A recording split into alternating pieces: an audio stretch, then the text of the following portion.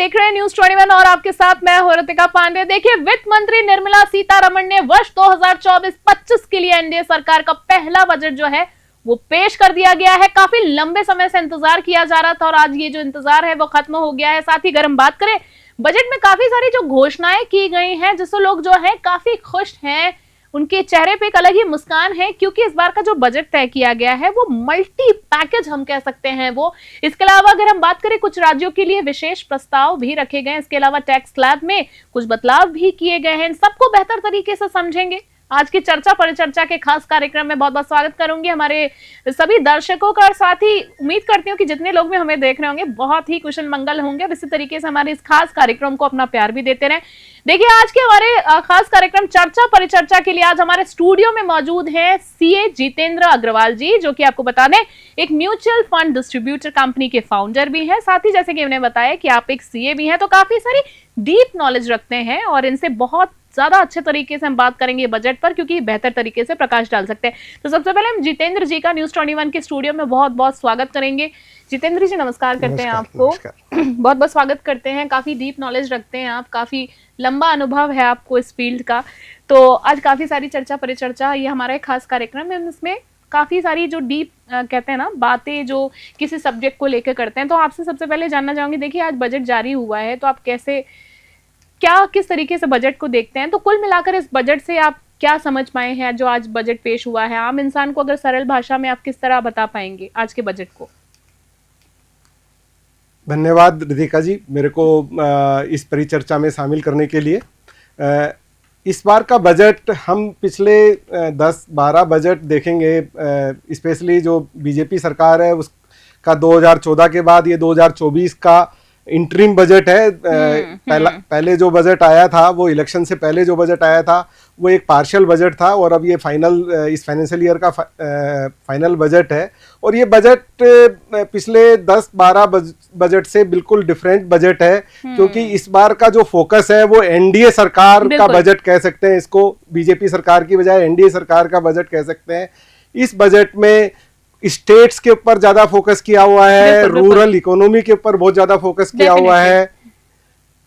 बार बार रोजगार की बात इस बजट में करी गई है।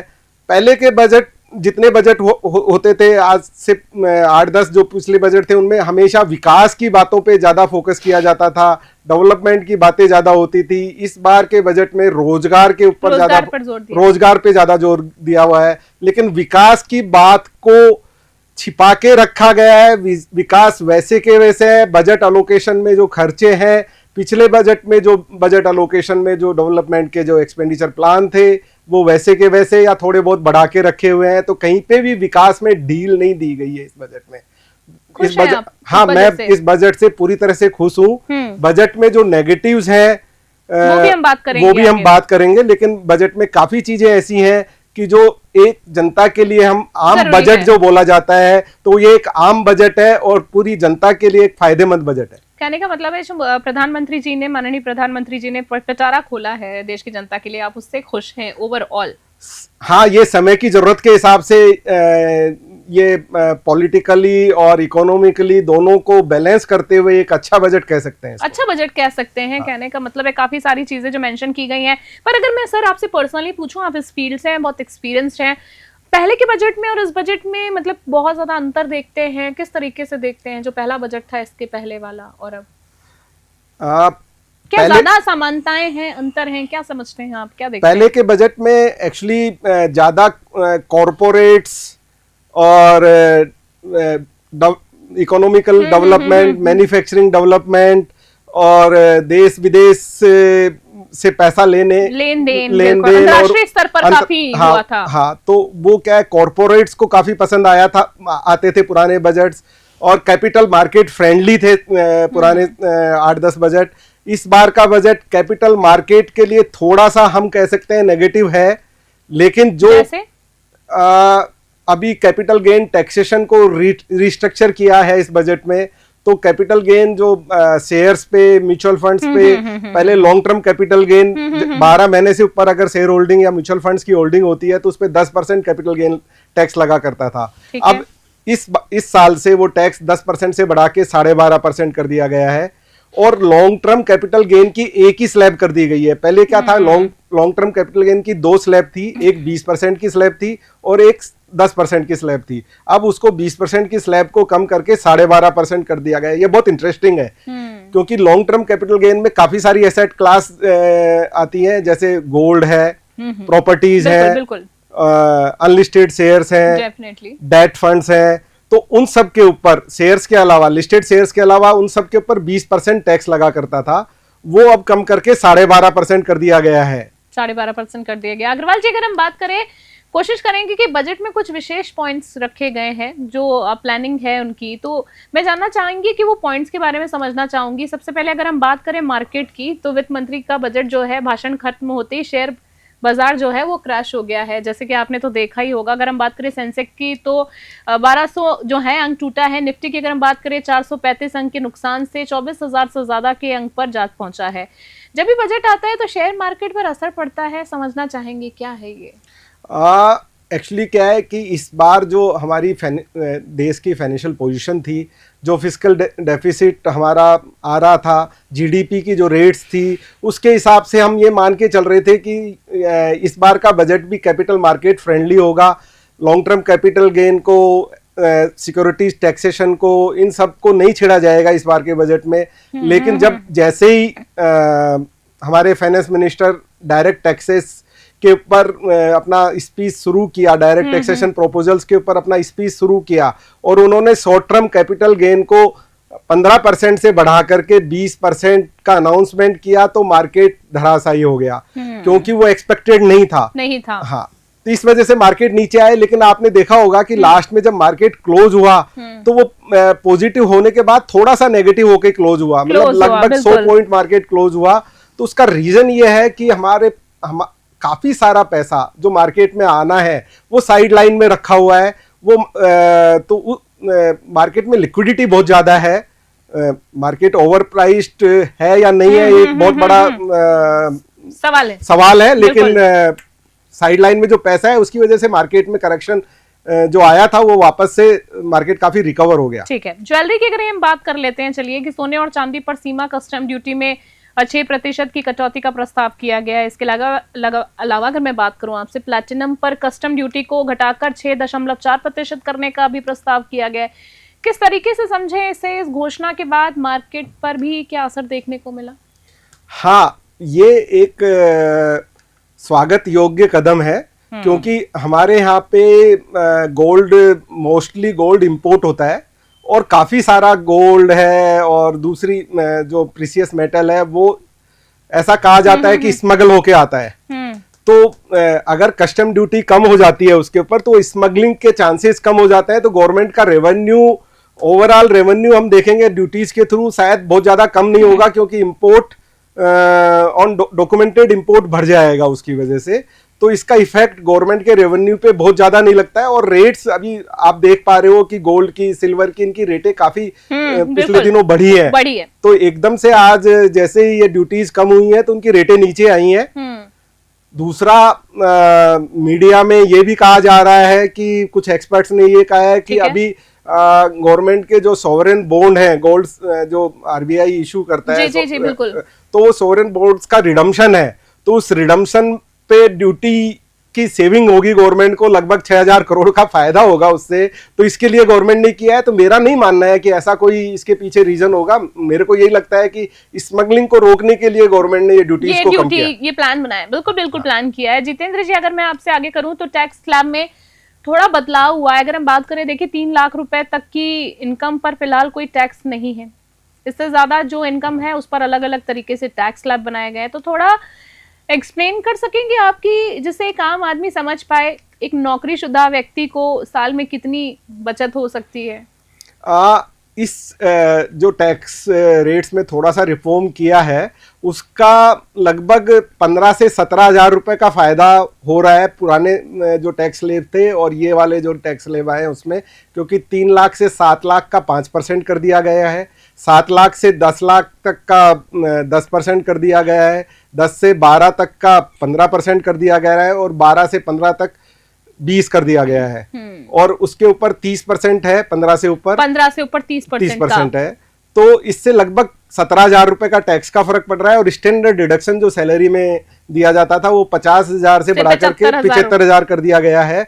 तो मैं नहीं मानता कि ये बहुत बड़ा कोई रिफॉर्म है टैक्स स्लैब्स में, लेकिन फिर भी एक 17,000 रुपए एक सैलरीड पर्सन के लिए अगर सेविंग होती है, क्योंकि वो उसको तो अपनी पूरी सैलरी इनकम पे जो टैक्स पे कर रहा है 17,000 रुपए की सेविंग होती है, तो दैट इज मटेरियल थिंग। 1,500 रुपए के आसपास की मंथली सेविंग होती है उसकी। ठीक है, अगर जैसे कि हम बात ही कर रहे थे स्टैंडर्ड डिडक्शन, जैसे कि आपने बात की कि 50,000 से बढ़ाकर 75,000 रुपए किया गया है, तो इससे क्या समझा जाए, इसमें किस तरीके का फायदा होगा या नुकसान होगा, आपको क्या लगता है? नुकसान और फायदे की अगर मैं बात करूं तो देखिए, स्टैंडर्ड डिडक्शन 25,000 रुपए बढ़ा दिया गया है, तो उसका मतलब ये हुआ कि लगभग 7,500 रुपए की टैक्स सेविंग हो गई है उसकी, 30% की स्लैब में अगर वह है तो। और दूसरा एक और फायदा हुआ है, क्योंकि आज हर salaried, mostly salaried capital market में भी इन्वेस्ट करता है, तो वो 1 लाख रुपए तक का लॉन्ग टर्म कैपिटल गेन उसका एग्जम्प्ट हुआ करता था, उसको बढ़ा करके 1.25 लाख कर दिया गया है। तो एक जो स्मॉल इन्वेस्टर है उसको 25,000 रुपए, मतलब 2,500 रुपए के टैक्स का फायदा लगभग कैपिटल गेन के थ्रू भी मिल रहा है, और यहाँ टैक्स स्लैब के थ्रू भी मिल रहा है, और स्टैंडर्ड डिडक्शन के थ्रू भी मिल रहा है। ठीक है, वित्त मंत्री निर्मला सीतारमण ने 2024-25 के अपने बजट में कहा है कि विनिर्माण क्षेत्र में MSMI के लिए लोन गारंटी योजना लाई जाएगी। इसमें करीबन 100 करोड़ रुपए तक के लोन के लिए गारंटी की जरूरत नहीं होगी। तो किस तरीके से देखते हैं आप इस बात को? देखो, मैन्युफैक्चरिंग सेक्टर को बढ़ावा देने के लिए MSME सेक्टर में काफी घोषणाएं वित्त मंत्री ने आज करी हैं। तो उसमें एक तो गारंटी, जो guarantee free, collateral free guarantee की उन्होंने सुविधा दी है। एक उन्होंने मुद्रा लोन की लिमिट बढ़ा दी है, तो मुद्रा लोन में भी कोई कोलेटरल देने की जरूरत नहीं होती है। उसके अलावा ये सारा फंड अलोकेशन उन्होंने बढ़ाया है एसएमई सेक्टर के लिए। एक उन्होंने पीएफ के थ्रू फर्स्ट सैलरी 15,000 तक की फर्स्ट सैलरी का पेमेंट भी अलाउ किया है, कि फर्स्ट टाइम कोई भी एम्प्लॉय होगा तो उसको पहले महीने की सैलरी में 15,000 रुपए सरकार देगी 3 इंस्टॉलमेंट्स में। 3 इंस्टॉलमेंट्स में, बिल्कुल। और 1 साल तक वो जॉब करता है तो एम्प्लॉयर को कोई भी पैसा वो 15,000 रुपए में से कंट्रीब्यूट करने की जरूरत नहीं है। उसके साथ साथ एक बड़ी घोषणा हुई है, 500 जो बड़ी कंपनियां हैं उनमें इंटर्नशिप के बारे में। इंटर्नशिप, रोजगार पे काफी जोर दिया गया है। रोजगार पे काफी जोर दिया है, और वो एक जरूरत थी रोजगार, क्योंकि आज हमारा देश विश्व में सबसे ज्यादा आबादी वाला देश है। और हमारे देश में की जो पॉपुलेशन है, उस पॉपुलेशन का की जो एवरेज एज है वो 26 साल के आसपास की एवरेज एज है। एवरेज एज है, पर ऐसा सर्वे में भी पता चला है कि हर व्यक्ति पे करीबन 70,000 का कर्ज है। ऐसा भी एक सर्वे में पता चला है, क्योंकि रोजगार नहीं है तो कर्ज तो बढ़ना ही है। देखो, जो कर्ज है वो डेवलपमेंट के लिए लिया हुआ कर्ज है, क्योंकि हम कर्ज को देखते हैं कि हमारी फिस्कल डेफिसिट जो आ रहा है, हमारी जो स्ट्रेंथ है बैलेंस शीट की, हमारी देश की बैलेंस शीट की जो स्ट्रेंथ है वो काफी बढ़ती जा रही है। तो हमको अगर कर्ज भी है हमारे देश के ऊपर, तो वो डेवलपमेंट पे या रोजगार पे अगर हम खर्च कर रहे हैं पैसा, देश के इंफ्रा पे खर्च कर रहे हैं। रोजगार नहीं है इसलिए कर्ज है।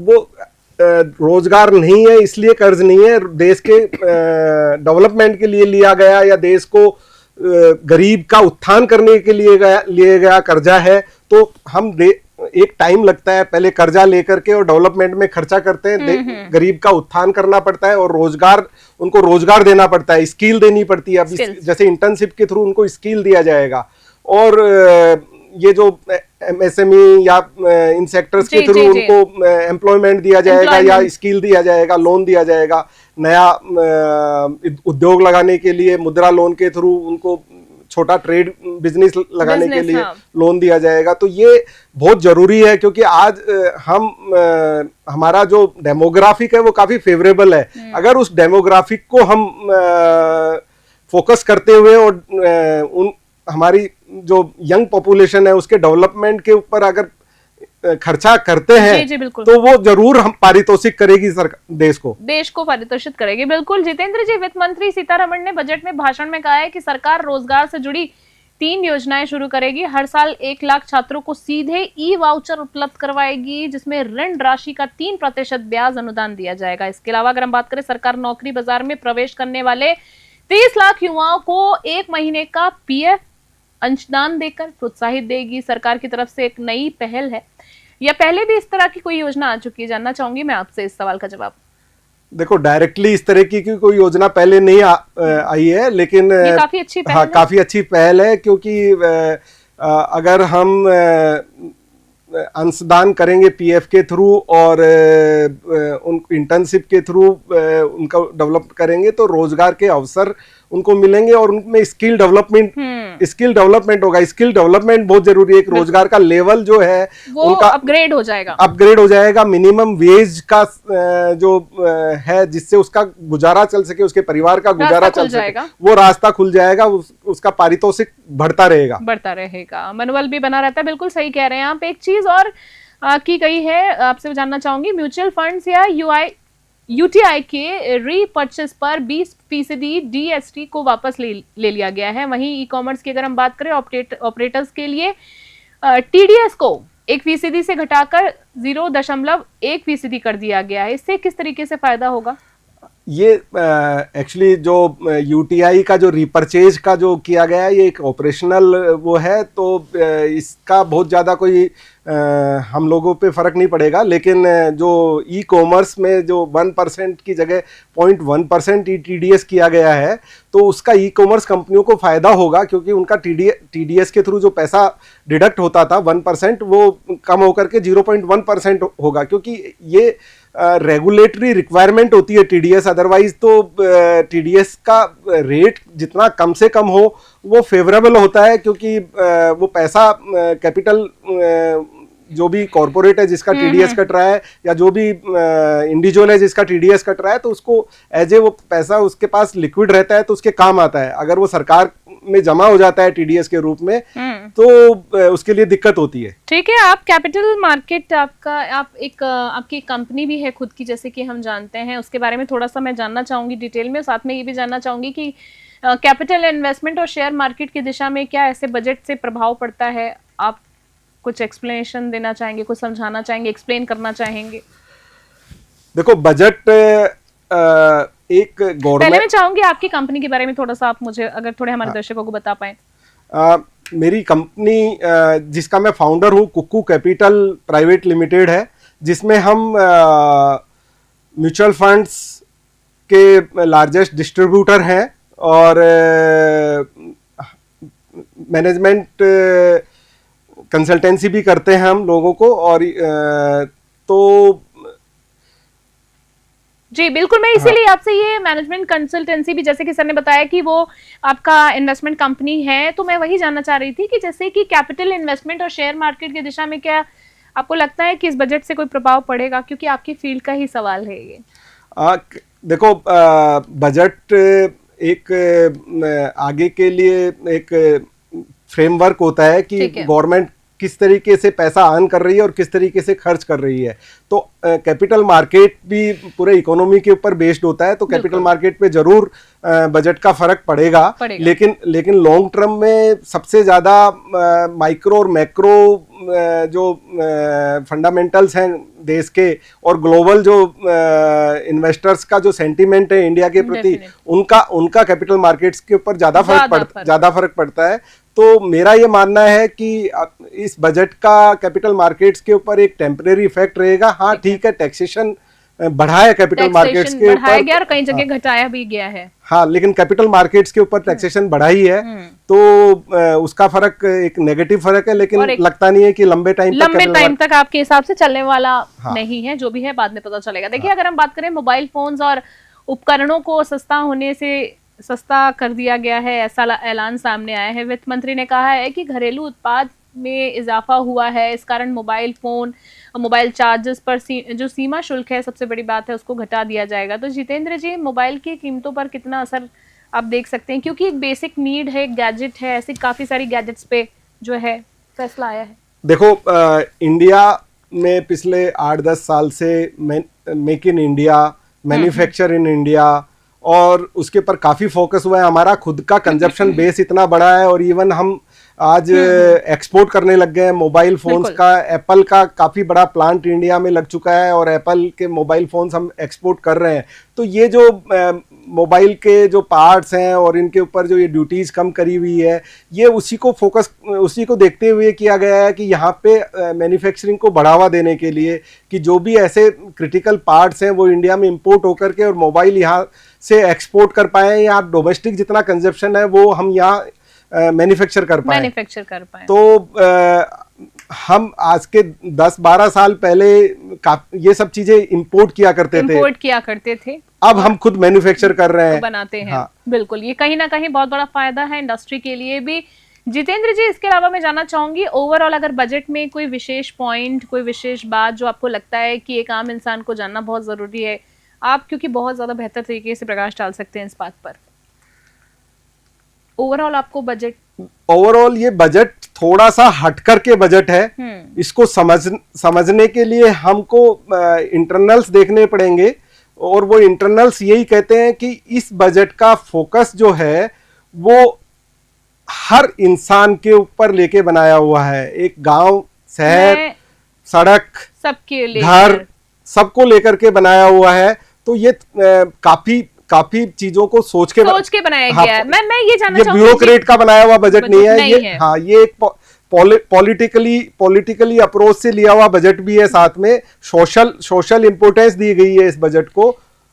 एक आम जनता जो आपको इस वक्त देख रही है, नॉर्मली दिन के दिहाड़ी का काम करता है कोई व्यक्ति, सुबह जाता है, शाम को कमा के लाता है, और मतलब एक आम जो सबसे आम दर्शक आपको देख रहा हो, तो उसके क्या काम आने वाला है बजट? कहीं एक रूट्स की अगर मैं बात करूं, रोजगार के अवसर बढ़ेंगे। ठीक है। उसके सबसे ज्यादा जो बेसिक नीड है वो रोजगार के अवसर बढ़ेंगे, क्योंकि महंगाई या इन सब चीजों को हम टेम्परेरी कंट्रोल कर सकते हैं। उनका बजट से इतना ज्यादा फर्क नहीं पड़ता कि किसके ऊपर ड्यूटी बढ़ा दी या किसके ऊपर ड्यूटी कम कर दी। एक लॉन्ग टर्म व्यू हमको रोजगार या सेल्फ डेवलपमेंट के पर फोकस करने से ही हम आगे बढ़ सकते हैं। तो इस बजट में एक सेल्फ डेवलपमेंट पे फोकस किया है, स्किल डेवलपमेंट पे फोकस किया गया है और रोजगार के अवसर बढ़ाने पे फोकस किया गया है। तो ये बहुत बड़ी बात है। किसानों के लिए कितना फायदेमंद हो सकता है ये बजट, आपको क्या लगता है?